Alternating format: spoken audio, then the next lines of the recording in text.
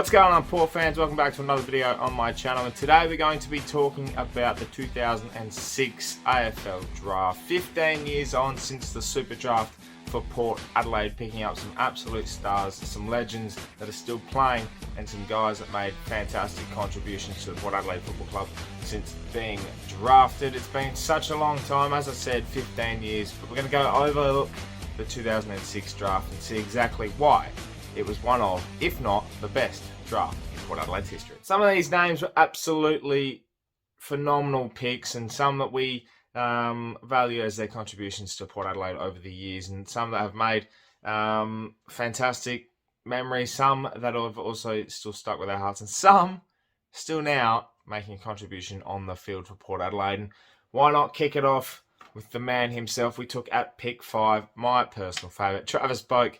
In the 2006 draft, he was pick 5, and currently he's played 306 games, still going at the moment, 187 goals for the club, has been captain, All-Australian, runner-up in the Brownlow, you name it, he's been there. He's been a best and fairest winner twice, and the contribution he has made for the Port Adelaide Football Club has been phenomenal. We move on to Paul Stewart, who was picked 23, only played the 101 games for Port, was ravaged in his career, kicked the 33 goals, and everyone will remember the crucial goal in the last minute against North Melbourne in 2012, round 8 at Amy Stadium.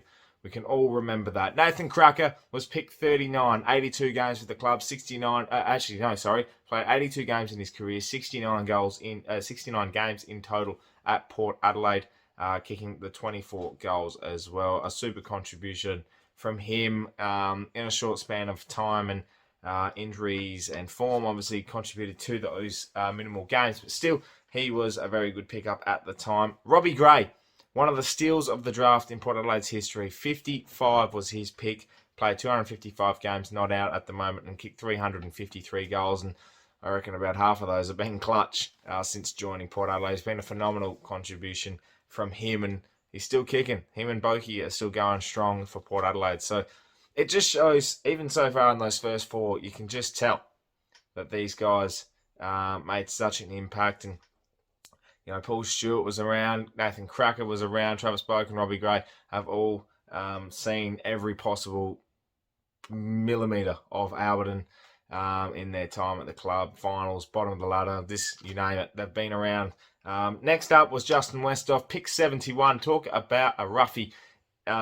Pick 71, you know, that's as low can go without trying to find a roughie or just throwing a dart in the dark.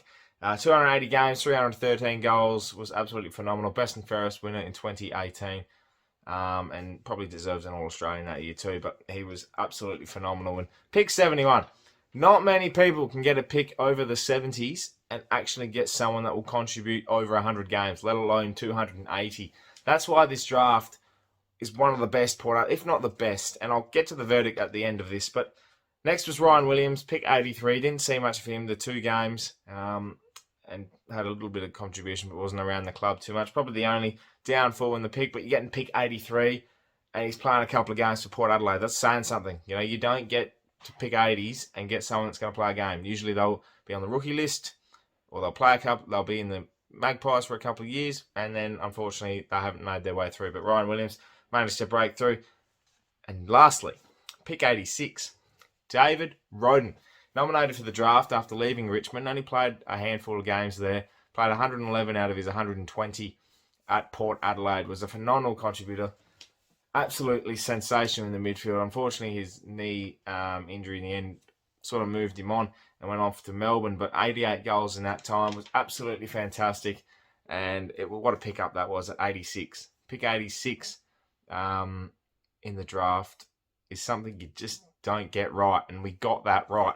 So out of the 7 picks that we picked up in that famous AFL draft in 2006, all of those players combined played a grand total of 1,146 games and kicking a collective 998 goals in that span. It's just these factors that just all contribute to this being a mega draft. We've had some great couple of picks in drafts over the years. 2018, obviously a sensational one with the trio of Dersma, Rosie and Butters currently playing. But you look at that draft and you just think that you just think the magnets on the board that you're in the thinking room, and all the recruiters at the time are just thinking, who do we pick up? What do we do? You know, this is the end of 2006. We've just 2004 won a premiership. 2005 got kicked out in the semis. 2006 we've fallen from grace, finished in the top 12, but didn't do anything that year. We had a captain in Warren Treadray who was injured. We had high hopes going to 2007. There was a lot of pressure to get back on our feet, and we probably peaked before its prime in 07, but Travis Boak, Robbie Gray, Justin Westhoff all contributed in 2007. I think besides Robbie Gray, played in the 07 grand final, which is something we don't talk about, but that's what I'm saying. They made such an impact early on that they made a grand final in their first year. Now you look specifically at the three, Westhoff, Gray and Boak. They've contributed so much to the club. Absolute legends. Robbie Gray still kicking. One of the best players to ever play for Port Adelaide in the AFL. Travis Boak also in that conversation. Justin Westhoff, personify team players, and he is it. The contribution we got from them over the years outweighs anything one single player can do in a draft. You obviously get your legends, you get your champion players, and you get players that just stand up. But you think of Port Adelaide today, and you think of Boak, you think of Gray, you think of Westhoff. Then you throw in the next names that are coming through later on. But those three were so huge in terms of what they've done. That's why I think the contribution outweighs any other conversation for this draft to be overtaken by another one. 2006 was single-handedly Port Adelaide's greatest ever draft hand after a pretty dismal 2005 draft.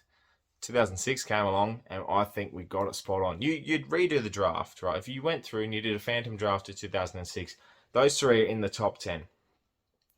There's not too many players that came from the 2006 draft you look at. I mean, Joel Selwood's definitely in there, hands down. But I'm talking about the caliber of players that you picked up, made the contribution, and you put all those factors in.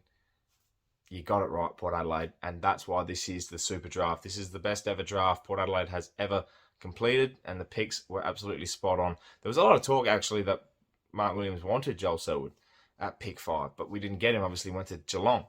And it's just amazing that that's what happens when you want something else and you get another thing, and it comes in and it blossoms and it becomes almost, if not better, without the premierships, obviously. Joel Selwood's been a magnificent player, but you just look at the caliber, and obviously playing for Port Adelaide, you get less recognition. These three players are right up there in terms of the best. They just don't get enough recognition for that in terms of the wider scale of the AFL. Before I finish up, just want to mention David Rodin again, goal umpire now in the AFL. The contribution he made after coming from Richmond was banged up, came to Port, dominated, and then went on his merry way to Melbourne, and then went from Melbourne to being a goal umpire. And the way he was able to make an impact, we called him the road runner, and it was a missed opportunity, I think, for him personally, without getting a flag or getting more success, because he deserved it. You know, and he came to Port Adelaide in the years that, and just like the rest of these players that I just mentioned, they went through the hardship of 07 flag, the 07 missed opportunity in the granny, 08, 9, 10, 11, 12, where they just absolutely dominated. We dominated. We were shocking throughout those years. And you get to 2013, you're coming into a fresh year with Ken Inkley. And unfortunately, actually, you know what? I think all of these players, Boak was still on the list. Stewart was on the list. Westhoff was on the list. Robbie Gray was on the list. And I'm pretty sure David Rodin was on the list in 2013, but didn't get much of an opportunity. But the rest, you know, it's just amazing how... And then Nathan Cracker came in later on down the line. I think he came back from the Gold Coast, I should mention. But that's just... It's amazing to see, and you know that's the draft. That's the 2006 draft. It's peak Port Adelaide, and it'll always be remembered. And it's a little anniversary, 15 years.